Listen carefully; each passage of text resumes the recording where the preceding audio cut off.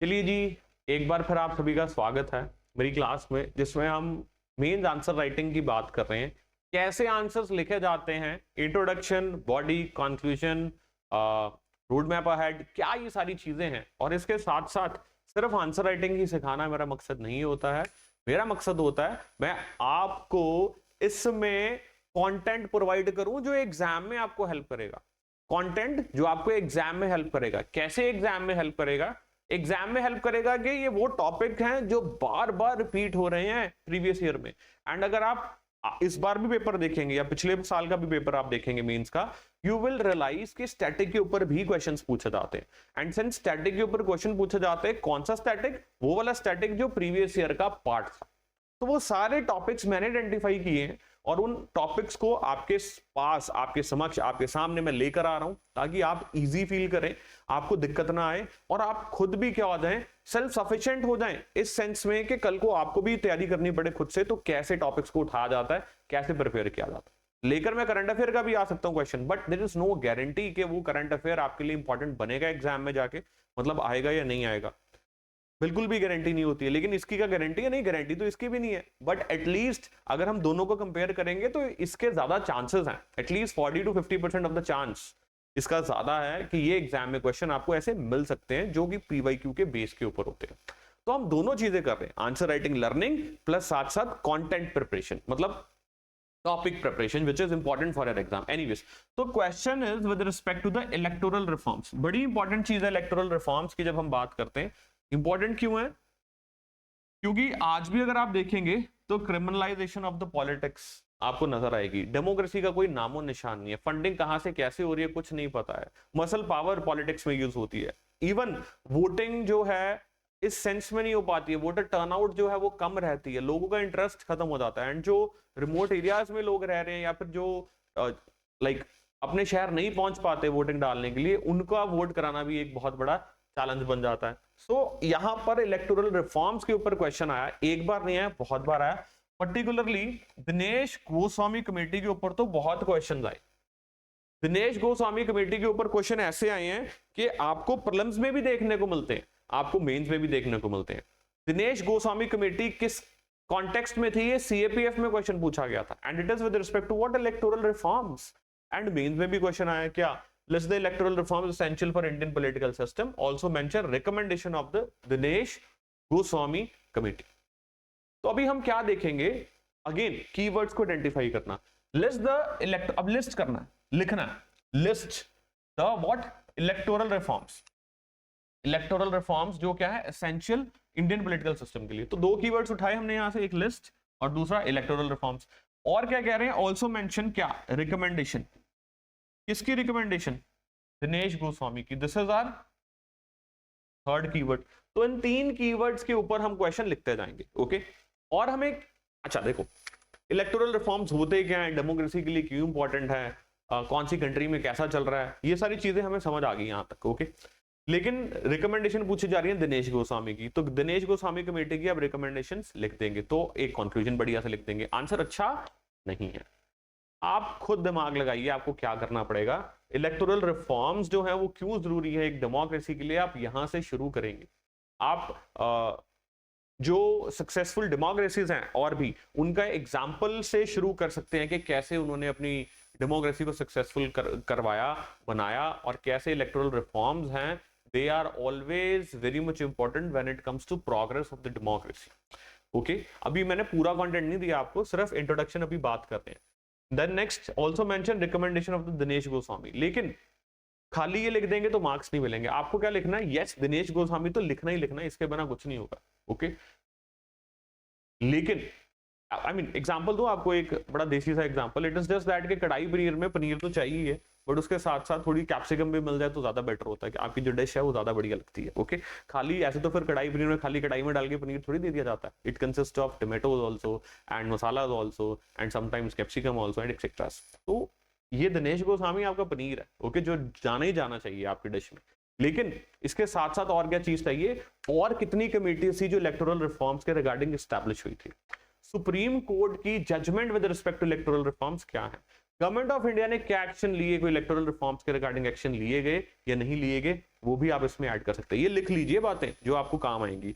Model answer मैंने आपको दी है, लेकिन जो चीज मैं फिर क्लास में बोलता हूं, nothing like that, okay, because ये चीज all of sudden over a period of time experience के साथ जुड़ी हुई चीजें हैं, तो इसलिए मैं आपको बोल रहा हूं आप इसको क्या कीजिए, नोट डाउन करते जाइए और आगे बढ़ते जाइए। तो मैंने क्या बोला, Dinesh Goswami committee essential main ingredient, इसके साथ साथ बाकी कमेटीज इंपॉर्टेंट, वो क्या कह रही है, छोटा छोटा एक एक लाइन और एक एक वर्ड। सुप्रीम कोर्ट क्या कह रहा है, सरकार ने क्या कदम उठाए इलेक्टोरल रिफॉर्म्स के रिगार्डिंग, इलेक्शन कमीशन क्या है, आई मीन टू से इलेक्शन कमीशन के रिगार्डिंग कुछ इंपॉर्टेंट आपको मिल जाए तो आप उसको क्या करेंगे, मेंशन करेंगे, ओके। इवन इलेक्टोरल रिफॉर्म्स में इलेक्शन कमीशन भी आता है, इन द सेंस के हम कैसे उसको भी रिफॉर्म कर सकते हैं, क्या उनके कंसर्न है, तो ये सारी चीजें क्या बनाती हैं आपका एक interesting answer. So list the electoral reforms essential for Indian political system, also mention recommendation of the Dinesh Goswami committee. अब देखते हैं इंट्रोडक्शन।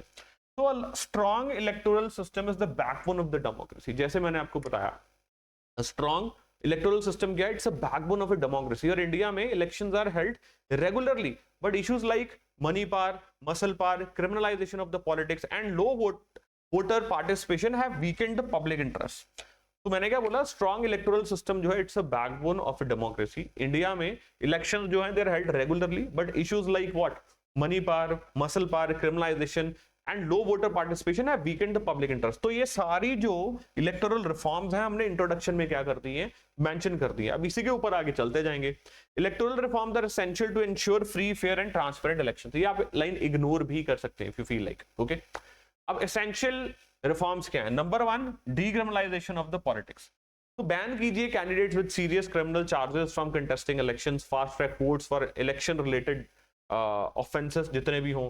पॉलिटिकल फंडिंग के बारे में बात करें तो transparency in the political donations, कहां से पैसे आ रहे हैं कहां से नहीं आ रहे हैं। स्टेट फंडिंग इलेक्शन पार्शियल कर दीजिए या फुल स्टेट फंडिंग कर दीजिए। Internal democracy in the political parties mandatory, elections with in the parties also mandatory. क्योंकि आपको क्या नजर आता है, कुछ तो पार्टीज हैं जो डेमोक्रेसी के आधार पर चलती हैं, कुछ फैमिली पॉलिटिक्स हैं।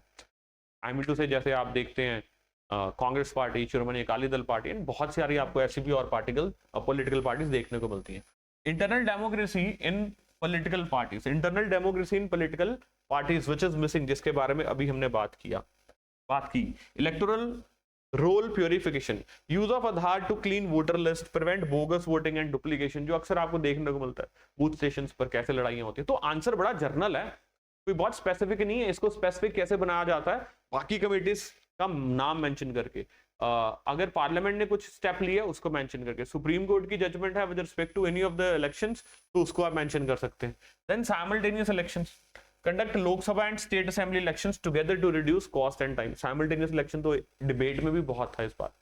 स्ट्रेंथनिंग द इलेक्शन कमीशन, कैसे इलेक्शन कमीशन को स्ट्रेंथन किया जा सकता है। More autonomy and accountability, equal powers to the all election commissioners. वैसे तो बराबर माना जाता है, लेकिन when it comes to the removal और द इंपीचमेंट तो election commission, chief election commission अलग, इनको अदर इलेक्शन कमीशंस को कैसे हटाया जाता है, again a concern, okay. Use of technology, VVPAT verification, अगर आप एक जगह कर रहे हो तो सारी जगह वीवीपैट लगा दो, क्या दिक्कत है। हर बंदा जो वोट डाल रहा है उसको पता उसने किसको वोट डाली है, right. Then remote voting for the migrant workers के लिए रिमोट वोटिंग, ऐसा ना हो कि उनको जाना पड़े अपने गांव वापस, वहां जाके वोटिंग के लिए फिर वापस आए, नॉट गुड।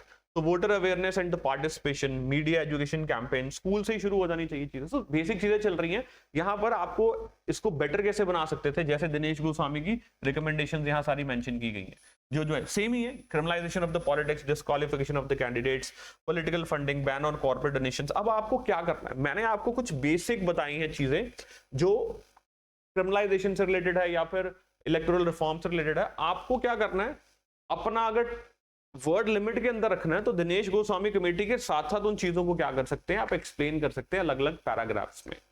दिनेश गोस्वामी की कमेटी की रिकमेंडेशन, उससे रिलेटेड जो हमने चीज की है वो वहां मेंशन कर देंगे आप, ताकि आपका जो आंसर है और ऑथेंटिक और वैल्यूएबल लगे। एंड साथ साथ अगर सुप्रीम कोर्ट किसी चीज के रिगार्डिंग कुछ बोला उसने तो आप वो भी यहाँ मेंशन करते जाएंगे। कंटेंट मैंने आपको यहाँ प्रोवाइड कर दी है, electoral reform system, voter turnout, तो सेम ही चीजें हैं, ओके, लेकिन कुछ अलग हैं। तो सेम चीजें दिनेश गोस्वामी की कमेटी की रिकमेंडेशन के साथ ऐड कर देंगे, और जो अलग चीजें हैं वो आप सेपरेटली अलग मेंशन कर देना, okay. Now other commissions on election reforms, अलग कमीशंस कौन कौन से हैं जो इसके अलावा हैं, जैसे Indrajit Gupta committee, law commission की क्या रिकमेंडेशन है, देन इलेक्शन कमीशन क्या सजेस्ट करता है, सेकंड आर्क रिपोर्ट क्या सजेस्ट करती है, then comes the conclusion that India is world's largest democracy but public faith electoral process must be reform, ताकि पब्लिक फेथ जो है वो इंस्टॉल रहे. So recommendation of various committees including Dinesh Goswami committee provided what road map.